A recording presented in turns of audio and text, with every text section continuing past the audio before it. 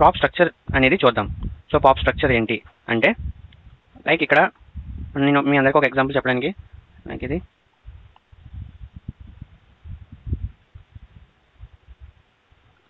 So ఇక్కడ main function అనేది ఉంది. సో మెయిన్ ఫంక్షన్లో ఇంకేమున్నాయంటే సమ్ ఫంక్షన్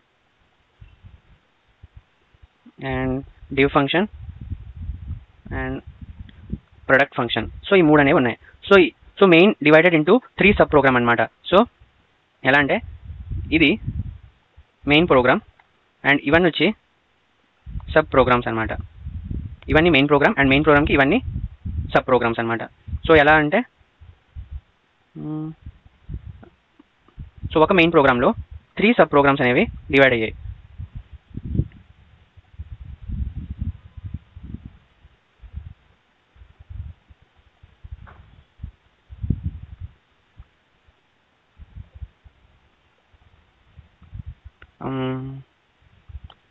సో ఇది వచ్చి sum function and sum program and ఇది వచ్చి div ప్రోగ్రామ్ అండ్ ఇక్కడ ఇది వచ్చి product programme.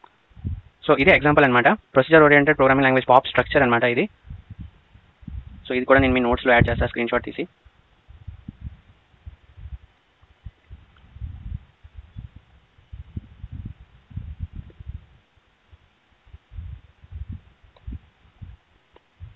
These are called subprograms. So next is C program is collections of subprograms. So C is called procedure oriented programming structure. So C++ and Python multi-paradigm programming. So C++ and Python అనేవి multi paradigm programming languages అన్నమాట. They have supporting both POPs and OOPs.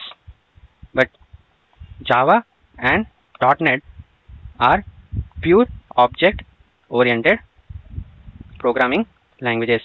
They support only OOPs and not supports POPs. So ఇది C programming అనేది procedure oriented programming structure అనమాట. And C++ and Python అనేవి దాన్ని ఏమంటామంటే multi paradigm programming language అంటాం. They have supporting both అనమాట, POPs and OOPs. 2 concepts ని support చేస్తుంది. బట్ జావా అండ్ .NET అనేవి మాత్రమే pure object oriented programming language అంటాం. They support only OOPs and not supports POPs అనమాట.